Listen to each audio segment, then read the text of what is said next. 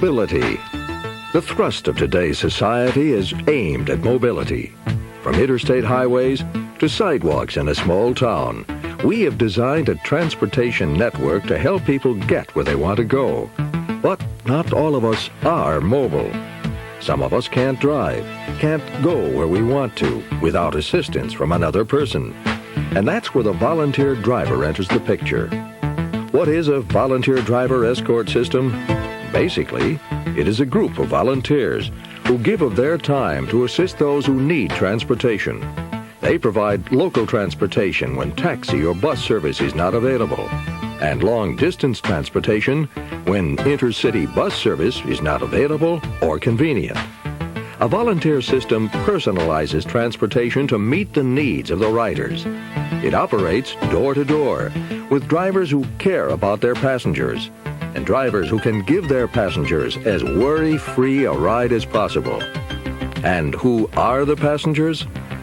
My husband did most of the driving, and driving in city traffic scares me. I have to see a specialist at the University Hospital, and I don't feel confident driving that far. I have to depend on other people. I've adjusted my life in this wheelchair, but getting to my therapy appointments without help is impossible. Dad has Alzheimer's disease now, and it's a real problem for us. He gets so confused. It takes two of us to take him to the clinic, one to park the car and the other to stay with him. Our daughter Judy needs to get to therapy every week. With both of us working, we can't always get time off of work to take her. I just don't know how I'll manage without the help I receive from volunteer drivers. There are people, independent people, who need transportation assistance. As a volunteer driver escort, you meet their needs, giving them mobility. Let's look at the volunteer escort system that one rural county in southwestern Wisconsin has developed. Their total approach will be helpful to you as a new volunteer driver escort, or as a current volunteer who wants to brush up on technique. Pat Jones, a volunteer coordinator. The qualifications for a good volunteer driver are simple. We aren't concerned with age, sex, income, or formal education. But there are some key qualifications that we look for and consider to be of prime importance. Some volunteers also have the unique capability of providing special understanding. They can reach a troubled adolescent or feel comfortable with disabled and elderly people when those people need a friend to confide in and share a journey with. Our drivers are unpaid staff, and they are entitled to training, insurance coverage, and anything else we can do to make their work as a driver escort rewarding. We have meetings with our drivers as a group to share concerns, talk about experiences, and discuss ways we can plan and improve our programs. We try to maintain good two-way communication with our drivers. A driver needs to know exactly where to pick up a passenger and the destination. We provide maps and directions. For example, directions on where to unload and park at a hospital or clinic. We inform a driver of any medical or behavioral information that will assist the driver in providing special assistance to the passenger. That information is held in strict confidence. With budget cuts affecting all operations and staff availability, public service agencies are depending more heavily on volunteers to transport the rural elderly, the disabled, and low-income persons who need transportation assistance.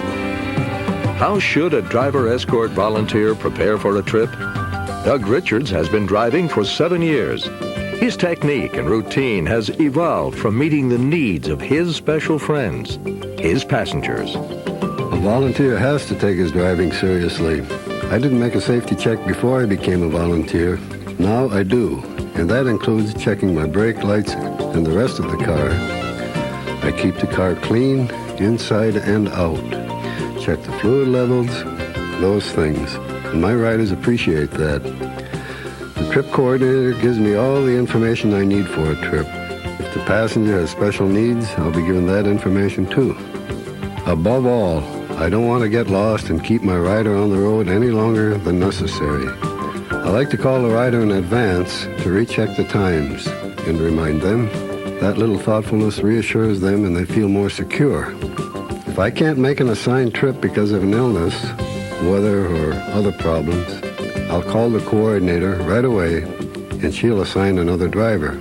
Some of our passengers must get to their kidney dialysis or cancer treatment without fail. The agency will get them there, one way or another. The decision on taking an assignment is strictly mine, and my personal schedule is taken into consideration by the coordinator. It makes me feel pretty good when someone I've driven asks to have me assigned for their next trip. That means they feel confident and trust me as their driver, and as a friend, too. A volunteer driver has other responsibilities. Defensive driving is a must, but considerate driving is just as important. As a driver, you should take it easy on curves and railroad tracks. Slow down and brake smoothly, and keep your car's speed below the legal limit, slower if conditions warrant. Passengers are very aware of your driving style. They appreciate considerate driving which doesn't frighten them. They may also be hesitant to speak up if the ride is scary, because they know this is their only form of transportation, and they don't want to lose it. It's very important to discuss any concerns you have with your coordinator. Make sure your insurance coverage is in order. Find out what records you need to maintain for mileage reimbursement. And check to see if handicapped parking permits or spaces are available to make your task easier. Alma has been traveling 80 miles to the hospital for kidney dialysis every Monday, Wednesday, and Friday for 3 years. An experienced passenger, she knows the system from a rider's point of view. I do worry the first time I ride with a new driver. Will he or she drive carefully? It reassures me if the driver makes certain we both buckle up. That tells me the driver is safety conscious. Conversation is important, too.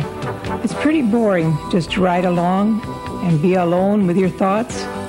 Conversation makes 80 miles pass quickly, and I get to know the driver as a friend.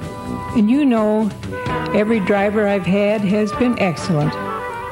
Sensitivity to the special needs and concerns of the passengers is as important as being a safe driver. Passengers on the way to receive chemotherapy may or may not want to converse. They're deeply concerned about their health. Or they may want to open up, and their worries and problems are released in a flood of words. Rider-driver conversations, like all other personal information, should be held in the strictest confidence. On the return trip from a chemotherapy treatment, be alert to the possibility of car sickness and ease the rider's embarrassment should you have to stop and assist the rider. The transportation of visually impaired persons calls for special care from a driver. Bessie is almost sightless and also has arthritis. She sees the world through the eyes of her drivers. It's hard for me to get out, and sometimes the pain from my arthritis is so bad I have to cancel a trip. But the drivers are so kind. They realize I need lots of help. They come to the door, guide me to the car, and help me get in. I really enjoy the rides. The drivers tell me what's happening, describe the weather, crops, new buildings, those things. One driver told me, "Bessie, I love to take you. You make me really look at things." As a driver, the problems you'll face will most likely concern your rider or your car. Coping with either problem area is really common sense. A review of some possible solutions may be helpful to you. Vehicle breakdowns do happen. When they do, a driver's first concern should be the passenger. Your vehicle should be safely parked off the roadway with the four-way flashers on. If you can't make temporary repairs to the car, what can you do? If weather conditions and the location permit, and if you have a passenger who can be left alone for a short period of time, you can walk to where a telephone may be available. At this point, you have a new set of options. You may call your agency, advise them of the situation, and have another car sent to pick up your passenger and arrange for your vehicle to be repaired. If concern for your passenger is great, a local law enforcement agency should be called to render immediate assistance. The best thing to do may be to stay with your passenger, raise the hood, start the four-way flashers, and tie a cloth to the radio antenna or hang it out of a window on the highway side. That's a signal for help. You may want to equip your car with a driver needs assistance sign to put in the rear window to indicate that you need assistance. If a stranger stops to assist, keep your doors locked. Converse through a slightly opened window and request that person to telephone for assistance. During winter months, every car should have a basic cold weather survival kit.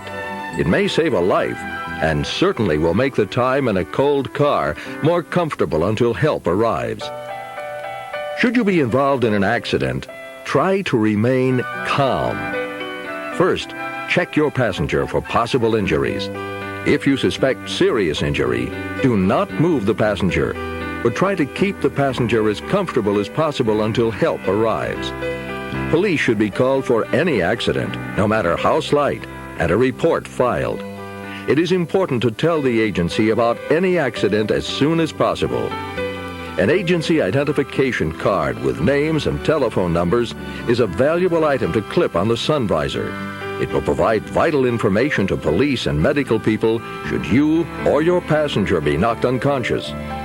The people you will be transporting will have a wide variety of ailments you will have to cope with.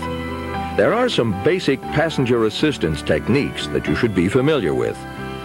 When you arrive at the pickup location, position your car for the safest and easiest access by the rider.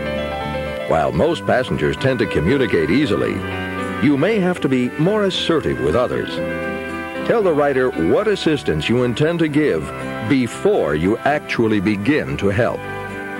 When assisting someone to your car, use one hand to steady the rider's arm and keep one hand free to grasp the person's trunk quickly in case of a loss of balance and avert a potential fall. If it's snowy or icy, wear shoes that give you maximum traction. Leather soles are slippery, and with non-slip footwear, you'll be able to safely assist a rider. You may want to carry small items for your riders and free their hands for getting in or out of the car. If you're assisting someone who is visually impaired, let them take your arm and verbally guide them over obstacles. When a rider is entering or leaving the car, remind them to duck their head and hold your hand on their head to remind them and protect against a painful bump. Passengers who use a wheelchair require special care and handling.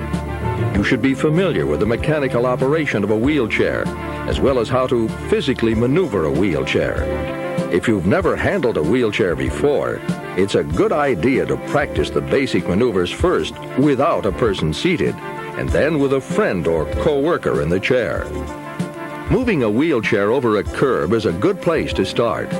This movement requires coordination of both hands and feet, along with the upper body.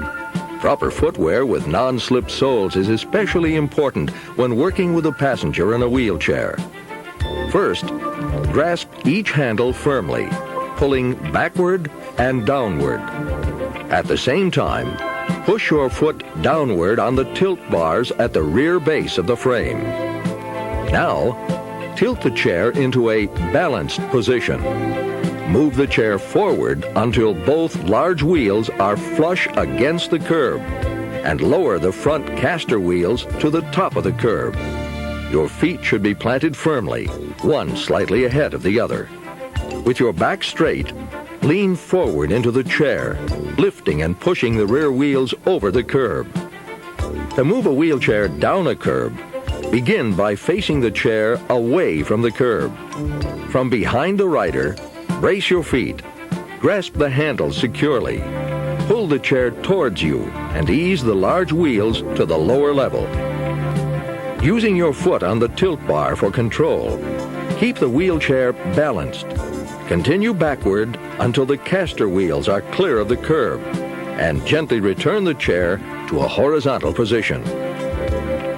Wheelchair access is now a reality in most locations, thanks to recent legislation. Special parking areas, curb cuts, and ramps now make it easier to handle wheelchair passengers. You should consider the slope of a ramp and your leg strength before deciding to push or pull a wheelchair up a ramp. You have the best control when you are behind and below the passenger. But when pushing a heavy load up a ramp, the rear wheels may lift up, putting excessive and dangerous stress on the caster wheels. You have less leverage pulling a wheelchair up a ramp, and a slip could result in a runaway wheelchair and injury to the passenger. The transfer of passengers from a wheelchair to a car requires special training and individual strength, especially if the riders aren't able to support themselves while making the transfer. Generally, trained staff with lift-equipped vehicles provide this specialized transportation.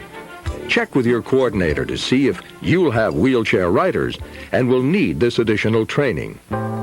At your destination, be assertive in asking for assistance from staff at a clinic or doctor's office if you need help with your passenger. They're usually busy and may not notice you right away. It's helpful to tell the appointment desk that your rider is in the waiting room. With your passenger safely seated in your car, you can concentrate on making the trip as enjoyable as possible. A short trip to see a doctor across town requires the same careful and sensitive driving as does a longer journey of many miles. On a longer trip, the comfort and needs of a rider may require a stop or two along the way to stretch and perhaps use the restroom. You can overcome any rider's embarrassment by suggesting a short break. It's usually well appreciated. A long trip may also give you an opportunity to review your own driving habits. Are your driving senses as sharp as you think they should be? Has your reaction time slowed a bit, or maybe too much? Are you as defensive a driver as you should be? Do you still enjoy being a volunteer driver escort and the challenges that you face with that responsibility? A decision to stop driving as a volunteer is a tough and very personal decision to make. A driver usually knows when it's time to resign. A coordinator has the final responsibility for determining whether or not a driver should remain as a volunteer driver. No offense should be taken if you're asked to take a physical exam to help the coordinator make that decision. However, once the decision is made not to be an active volunteer driver, you may be willing to share your experiences and lend assistance in other areas at your agency. New drivers will welcome and need the transfer of knowledge from an experienced driver. The Volunteer Driver Escort program is one that appreciates the energy, experience, and dedication of its people. Volunteers represent an agency, but the personal satisfaction of providing needed assistance to a special group of people is a highlight of a lifetime that will be long remembered.